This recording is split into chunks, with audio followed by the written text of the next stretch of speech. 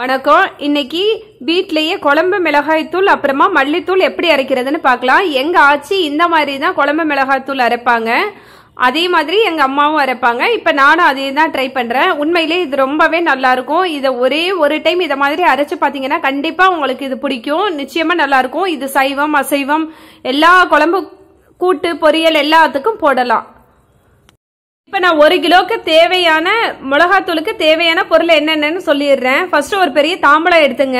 அதுல 100 கிராம் கடலைப்பருப்பு எடுத்துக்கங்க. நாங்க எப்பவுமே இந்த மாதிரி தான் குழம்பு மிளகாத்தூள் அரைப்போம். 50 கிராம் மிளகு எடுத்துக்கங்க. கருப்பு மிளகு தான் நல்லது, அதனால 50 கிராம் மிளகு. அதுக்கப்புறமா 50 கிராம் மஞ்சள், விரலி மஞ்சள்னு சொல்லுவோம்ல, இந்த மஞ்சள் குழம்புக்கு போடுற மஞ்சள் 50 கிராம். அதுக்கப்புறம் 50 கிராம் பெருஞ்சீரகம் எடுத்துக்கங்க. பெருஞ்சீரகம்லாம் சுத்தம் பண்ணி எடுத்துங்க. அப்புறமா 50 கிராம் ஜீரகம் எடுத்துங்க. ஜீரகத்தையும் அதே மாதிரி தான் ஒரு முறம் ஏதாவது இருந்தா லைட்டா கல்லு மண் இருக்கான்னு பார்த்துட்டு புடைச்சு எடுத்துங்க. இப்ப இது எல்லாத்தையுமே ஒரு தாம்பலத்துல போட்டு நல்லா கிளறி விட்டுங்க. இப்ப மஞ்சள் இப்படியே முழுசா போடாம இத குட்டி குட்டியா உடைச்சு போட்டா இன்னும் சீக்கிரம் காஞ்சிரும். இது அப்படியே ஒரு நாள் வெயில்ல காலையில கொண்டு வெயில்ல வச்சீங்கன்னா ஒரு 4 மணி நேரம் நல்லா சுள்ளுன்னு வெயில் அடிச்சாலே போதும், காஞ்சாலே போதும்.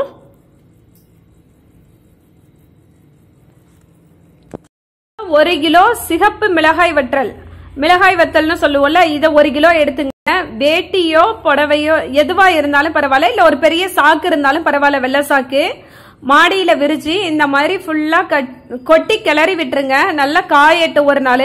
அடுத்து நம்ம ஜீரகம் இதெல்லாம் வச்சிருக்கோம்ல, அதையும் தனியா தாம்பலத்துல வச்சு இது ரெண்டையும் மாடியில வச்சிருங்க. தனித்தனியா காயட்டும்.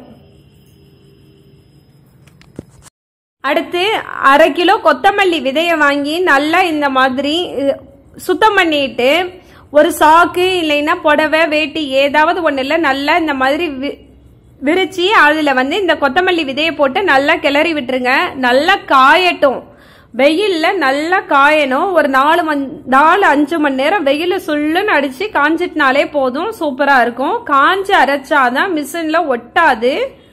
அதுக்காக தான் காய வைக்கிறது. நல்லா அப்பப்ப கைய வச்சு கிளறி விட்டுருங்க. நல்லா காயட்டும்.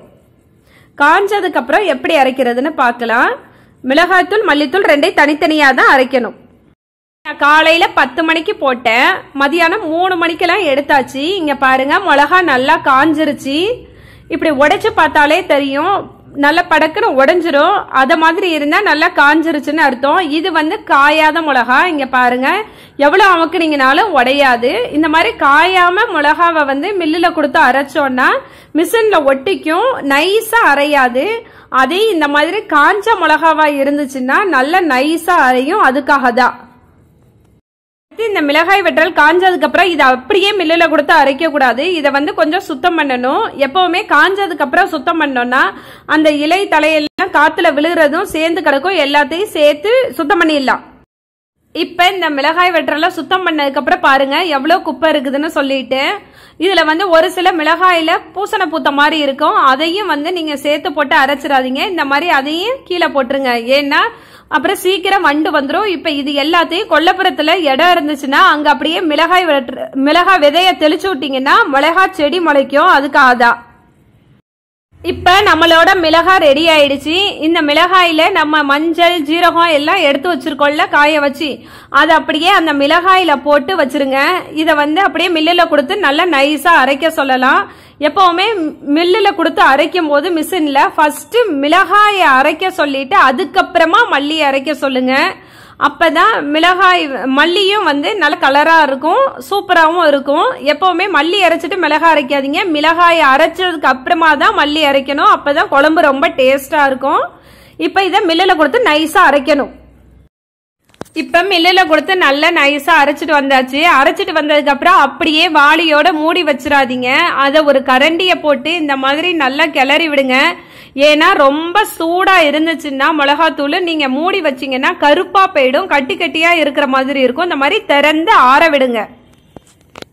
மல்லித்தூளும் அரைச்சாச்சு. இங்க பாருங்க நைஸா நல்லா அரைச்சிருக்காங்க. இந்த மாதிரி எப்படிதான் வாளிய திறந்து நல்லா கிளறி விட்டுருங்க. நல்லா ஆறட்டும். ஃபேன் எல்லாம் போட்டுறாதீங்க, பறந்துரும், அப்புறம் கண்ணுல எல்லாம் தெரிச்சிரும். இது மாதிரி சும்மா கரண்டியை வச்சு கிளறி விடுங்க. சூடு ஆறுனதுக்கு அப்புறமா வேற ஒரு பாத்திரத்துல மூடி வச்சுக்கோங்க. எப்பவுமே நீங்க அரைக்கும் போது மிளகாத்தூள் எல்லாம் அரைச்சிட்டு வந்ததுக்கு அப்புறம் அதை வேற ஒரு பாத்திரத்துல நிறைய எடுத்து வச்சுட்டு இந்த மாதிரி உங்களுக்கு தேவையான அளவு மட்டும் சின்ன டப்பால இந்த மாதிரி எடுத்து வச்சுட்டீங்கன்னா போதும். குழம்புக்கு அப்பப்ப போட்டுக்கலாம். ஏன்னா ஒரே பாத்திரத்திலேயே எடுத்து வச்சுட்டு நம்ம போட்டுக்கிட்டு இருந்தோம்னா நம்ம கையில இருக்கிற தண்ணி இதெல்லாம் பட்டா கூட கட்டியா போயிடும், அவ்வளவா நல்லா இருக்காது. இந்த மாதிரி தனியா கொஞ்சமா சோமாரி வச்சுட்டோம்னா ரொம்பவே நல்லது. இப்ப நம்மளோட சூப்பரான குழம்பு மிளகாய் தூள் மல்லித்தூள் ரெடி ஆயிடுச்சு. இது ஆல் பர்பஸ் மிளகாய் தூள்னே சொல்லலாம். இதை தான் நாங்க குழம்பு, வத்த குழம்பு, கார குழம்பு, புளிக்குழம்பு, மீன் குழம்பு, கறி குழம்பு எல்லாத்துக்குமே இந்த மிளகாத்தூள் தான் யூஸ் பண்ணுவோம். வறுவல், பொரியல், கூட்டு எல்லாத்துக்குமே இதை தான் யூஸ் பண்ணுவோம். உண்மையிலே ரொம்ப டேஸ்டா இருக்கும், நல்லா இருக்கும். ஒரே ஒரு டைம் இதை மாதிரி அரைச்சு பாருங்க. கடையில நம்ம காசு கொடுத்து வாங்கி அந்த மிளகாத்தூளை போடுறதை விட வீட்டுல இந்த மாதிரி சுத்தம் பண்ணி நாமளே அரைச்சு வச்சோம்னா குழம்பும் டேஸ்டா இருக்கும், நம்மளுக்கும் திருப்தி கிடைக்கும், அளவுக்கு அதிகமா செலவும் ஆகாது. ரொம்ப ஈஸியான மெத்தடு தான்.